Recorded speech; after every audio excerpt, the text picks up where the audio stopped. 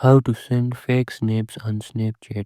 Hello everyone and welcome back to another tutorial. In this video I am going to show you how to send fake snaps in the Snapchat app. And before we start, if you are new to the channel, make sure to subscribe for more tutorials like this. Let's start. Open the Snapchat app on your phone and then you want to click on the little search icon in the top left corner of the screen. Now type camera roll in the search bar and a couple of different lenses will appear. Find the lens that says camera roll by ZMA and that looks like this.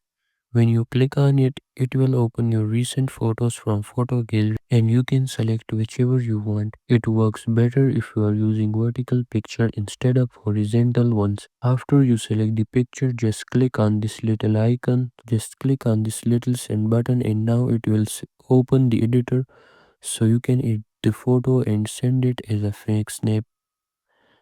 Thank you so much for watching and see you in the next video.